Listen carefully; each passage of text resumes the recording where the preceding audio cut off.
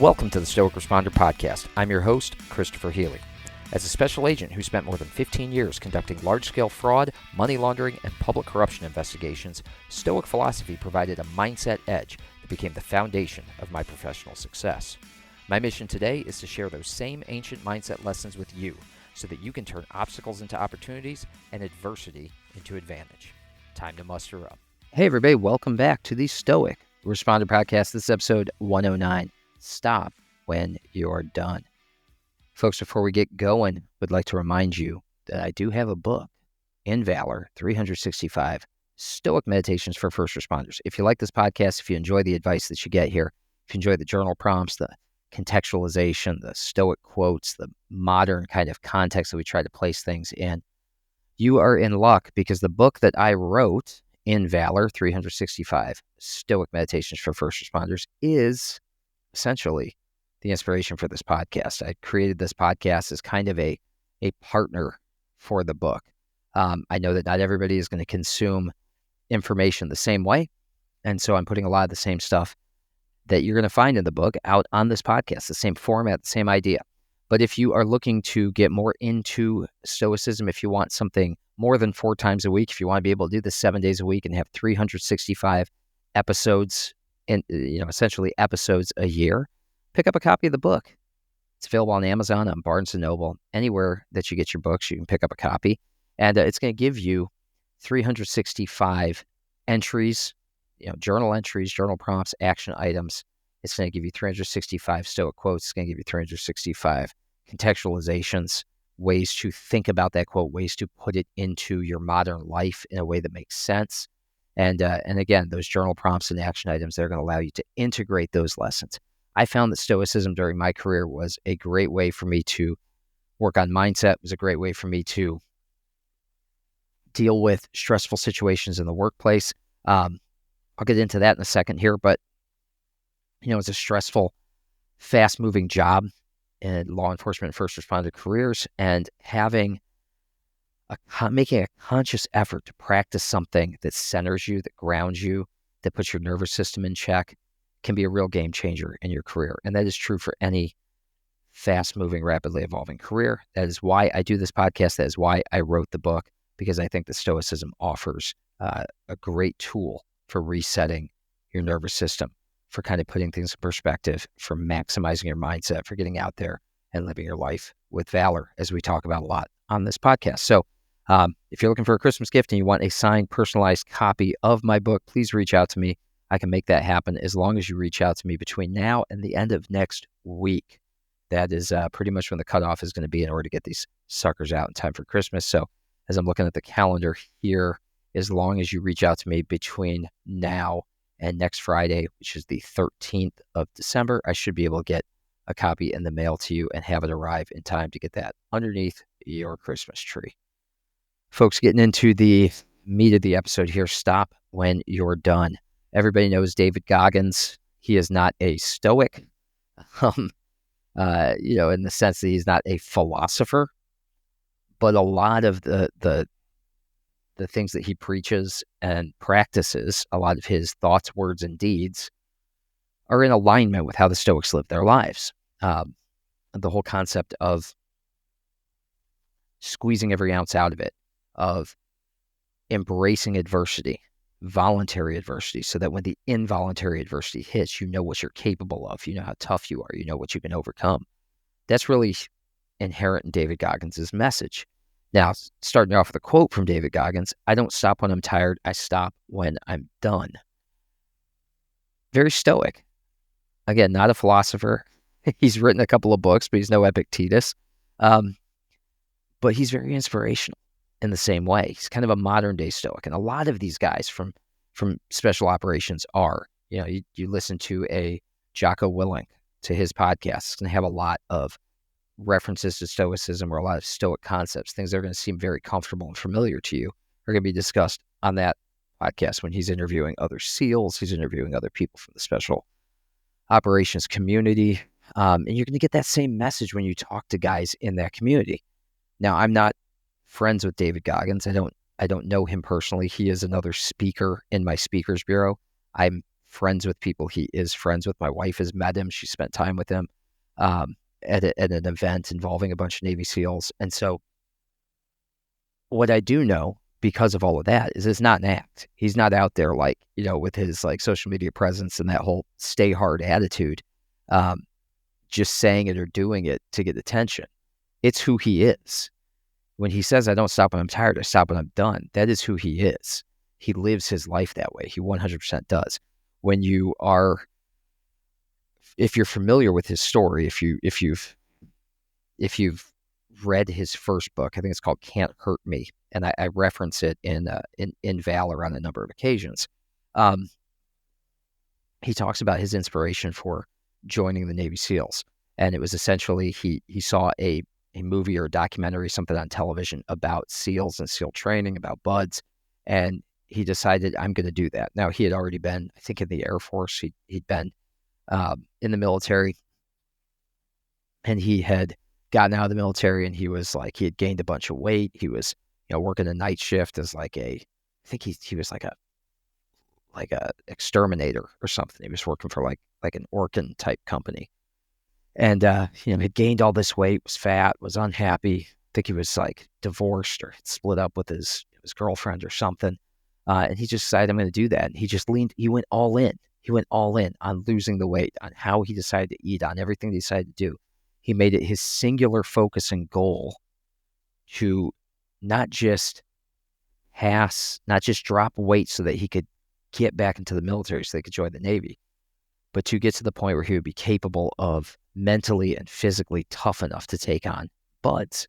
Now, I know Navy SEALs. I've got friends who were Navy SEALs. I know Rangers. I've got friends who are Rangers. I don't personally know any former Green Berets, but what I do know from those guys who are in those parts of special operations is that none of them, at least none that I know, were the type of guys who were just naturally physically talented and gifted guys who were born to be incredible athletes, who were born to be the kind of guys who would have, made it to the NBA or NBA because they were born physically apart from others. I think those people do exist, people who are physically gifted, who just have the natural talent and ability. All of the guys that I've met who spent time in the special operations community, all the guys that I've met who are Ironman triathletes, and I have a ton of friends who are Ironman triathletes, none of those guys were individuals who were born particularly gifted. They were just people who, like David Goggins, not to say that, that all these people rise to that level of discipline, but like David Goggins, were able to muster a certain amount of discipline, degree of discipline that was above and beyond the general population, the population at large. I've done 6 Ironmans. I've been through 2 law enforcement academies.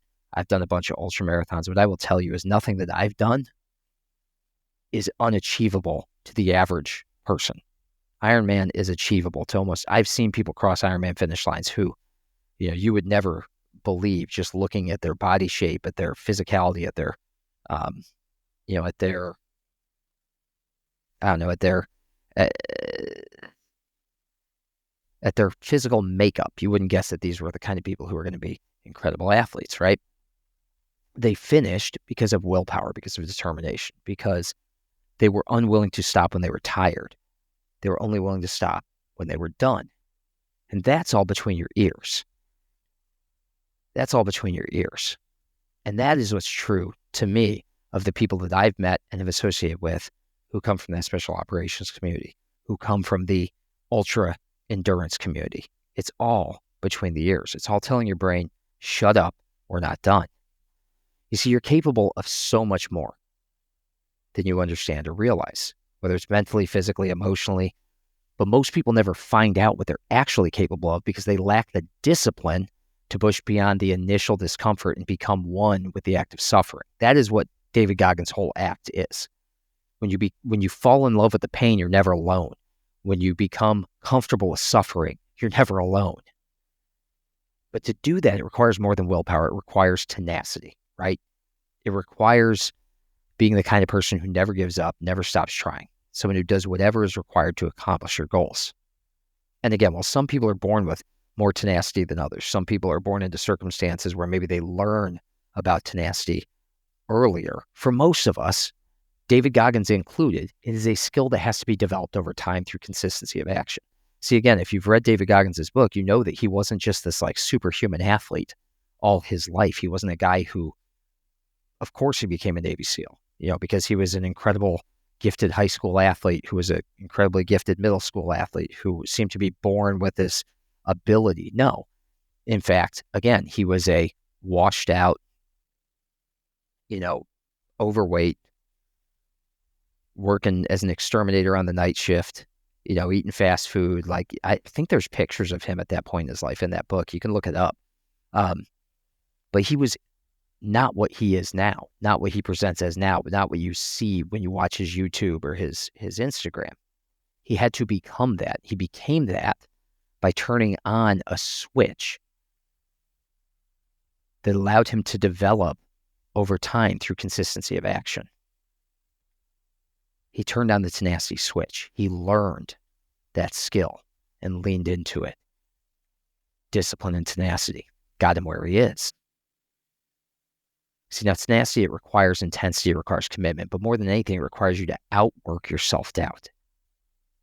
You think that guy who was sitting there in his apartment, overweight, unhappy, hating himself, hating his life, hating what he was, what he represented, who was watching a video showing the Navy SEALs budge training, do you think that guy could have gotten even to the start line, even through the front door at the recruiter's office, without consistency of action over time, without developing that skill? No. You don't just, a lot of people would watch that video and say, I want to do that. I want to become that. I used to feel that way about Ironman. I would watch the Wide World of Sports every year. I'd watch the Ironman in Hawaii, and I would say, I want to do that. I want to do that. But it was all just words until I put one foot in front of the other and started actually trying to achieve the goal. And what I realized when I started working towards that is that everybody wants to be an Ironman until it's time to do Ironman shit, until it's time to get up at 5 a.m. and go for a 20-mile run on a Tuesday, until it's time to say, no, I can't go out tonight because I have to get up and train in the morning. I have a huge brick workout. I've got to do a 100-mile bike ride and a 15-mile run back to back. Sorry, can't go out tonight. Got to go to bed early. That's how you outwork your self-doubt.